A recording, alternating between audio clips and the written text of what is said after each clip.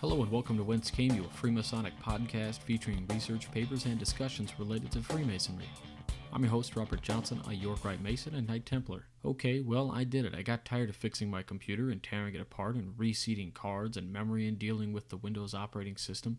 Some of you know I have Apple everything except my actual computer. Well, I made the switch.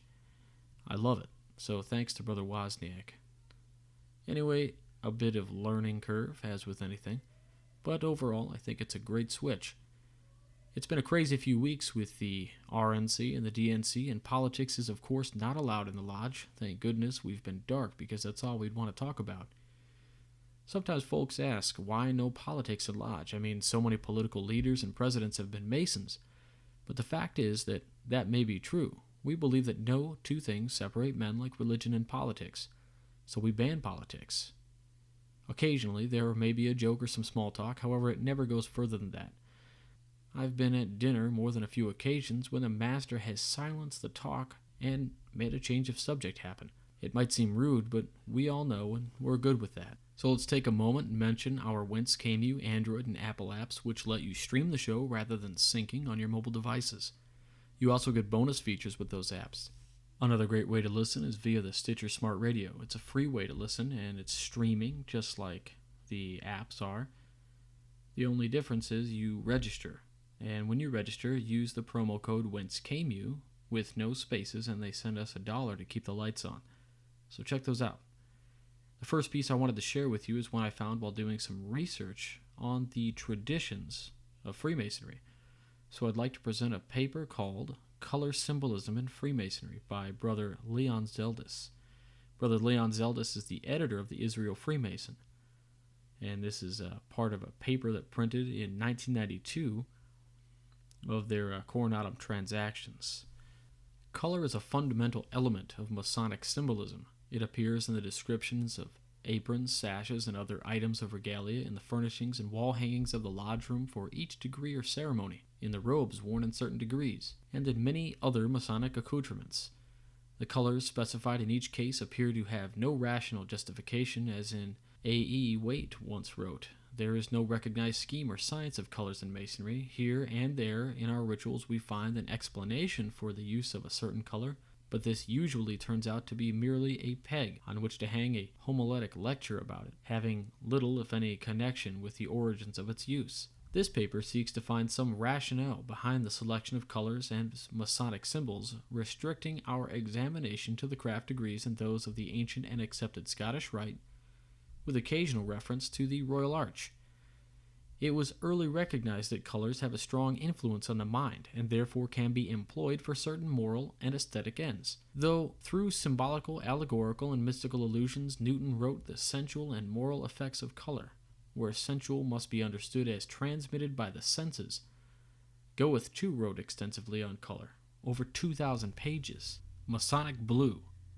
Blue then is the craft color par excellence used in aprons, collars, and elsewhere. Let us quote Brother Chetwood Crawley. The ordinary prosaic inquirer will see in the selection of blue as the distinctive color of Freemasonry only the natural sequence of the legend of King Solomon's Temple, for the Jews had been divinely commanded to wear a riband of blue, Numbers 15:38. A modern translation of that verse in Numbers is, "You are to take tassels on the corners of your garments with a blue cord on each tassel." The biblical text then refers to blue cords to be incorporated in tassels worn by pious Jews, while Brother Chetwood Crawley is speaking of blue ribbons, which somehow became the embellishments of aprons, sashes, and collars. Another suggested source of the color mentioned by Brother Chetwood Crawley could be its association with St. Mary, Mother of Jesus, so prominent a figure in the pre-Reformation invocations of the old churches, drawing in her train the red ensign of St. George, the Cappadocia, her steward, and our patron saint. Blue and red, the heraldic azure and gulls of sometimes associated with the chevron arms of the Masons Company. The Masonic symbolism of colors. White. The original color of the Masonic apron was always considered an emblem of purity and innocence, exemplified in images such as the white lily or fallen snow. Plato asserts that the white is par excellence the color of the gods. In the Bible, Daniel sees God as a very old man dressed in robes white as snow. Daniel 7:9. In the New Testament, Jesus is transfigured on Mount Tabor before Peter, James, and John when in his clothes became dazzling white, whiter than anyone in the world could bleach them. Mark 9:3. Officiating priests of many religions wore and still wear white garments. In ancient Jerusalem, both the priests and the Levites who performed the temple rites assumed white clothing. Among Romans, the unblemished character of a person aspiring to public office was indicated by a toga whitened with chalk. This is the origin of the word candidate, from candidatus, dressed in white. Verdicts at trials were decided by small stones, calculi thrown into an urn. White to absolve, black to condemn. White signifies beginnings, virtualities, the white page facing the writer, the space where the possible may become reality. White is therefore understandably the color of initiation. It is a symbol of perfection as represented by the swan in the legend of Lohengrin. In this aspect, it is related to light or sky blue, which in Hebrew is chlet, and may be connected semantically with tichla, or perfection or completeness, and taklit, completeness or purpose. Among the Celts, the sacred colors of white, blue, and green were understood to stand for light, truth, and hope. Druids were robed in white. White is also connected with the idea of death and resurrection. Shrouds are white. Spirits are represented as wearing white veils. White, rather than black, is sometimes the color of mourning among the ancient kings of France, for instance, and in Japan. White, finally, can signify joy. Leukos, or Greek, means both white and cheerful, as does Candidus in Latin. The Romans marked festive days with lime, and unlucky days with charcoal. Blue. Blue is the color of the canopy of heaven. Azure, cerulean, or sky blue. Universally, it denotes immortality, eternity, chastity, fidelity. Pale blue in particular represents prudence and goodness.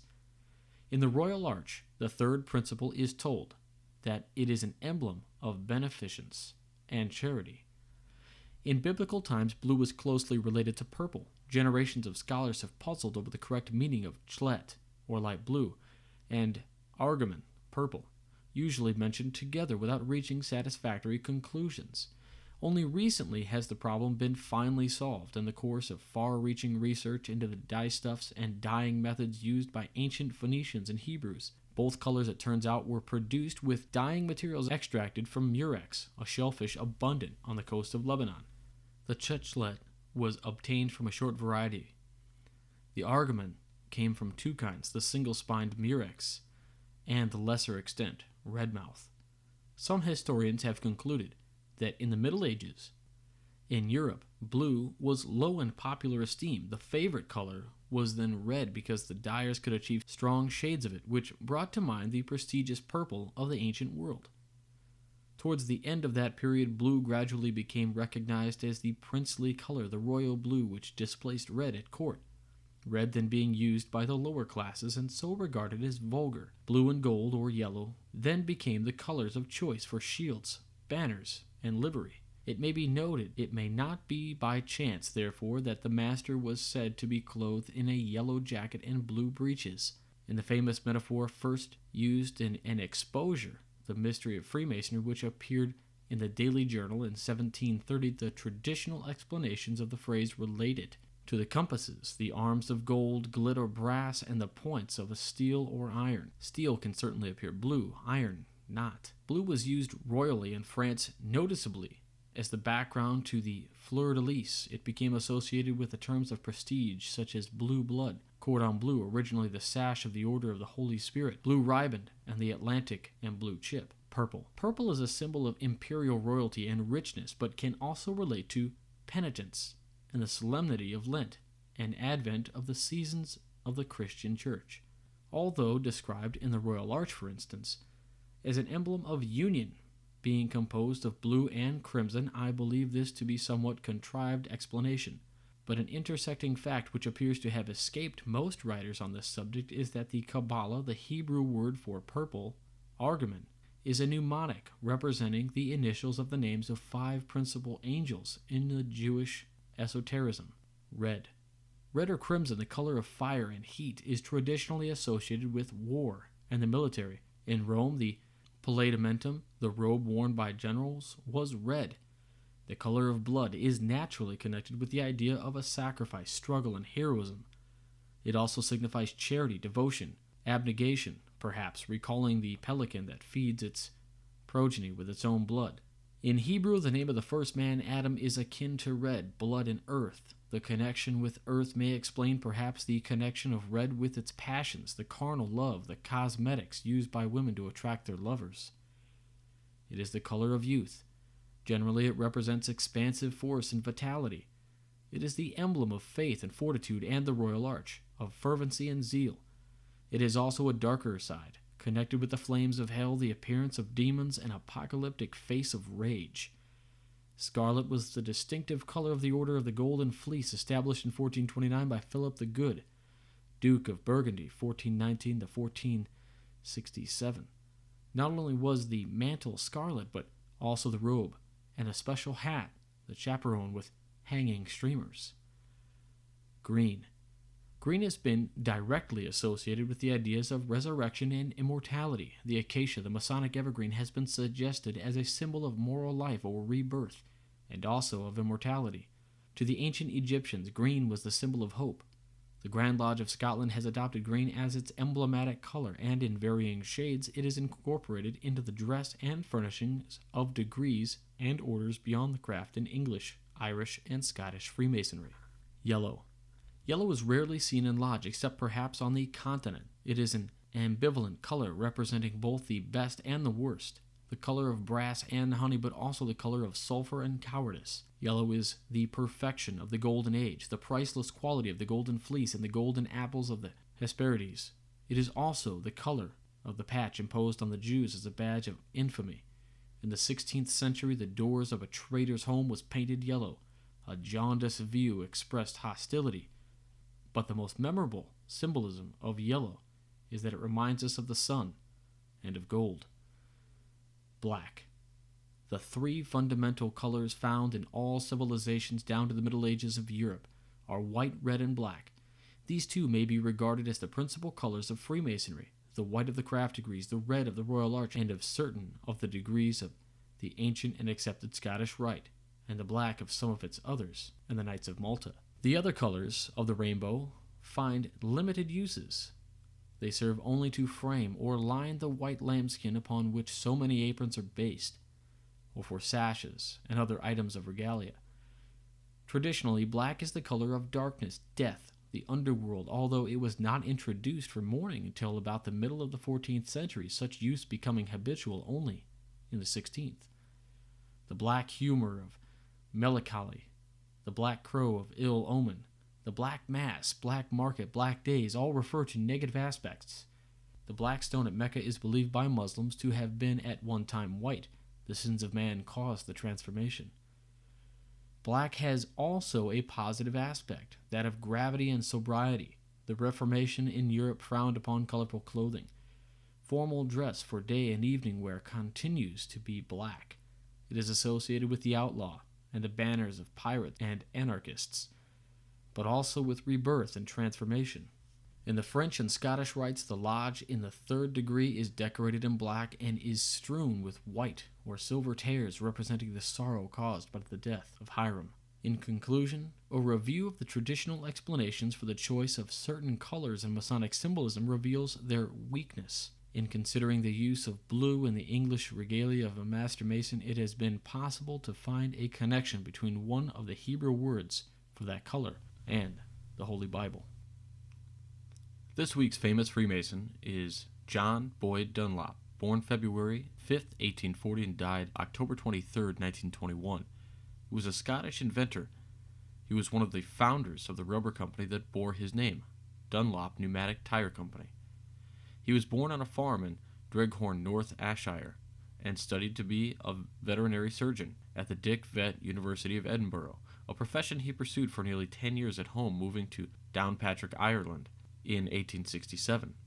He established Down Veterinary Clinic in Downpatrick with his brother, James Dunlop, before moving to a practice in 3842 May Street in Belfast. He was a good friend of Queen Victoria.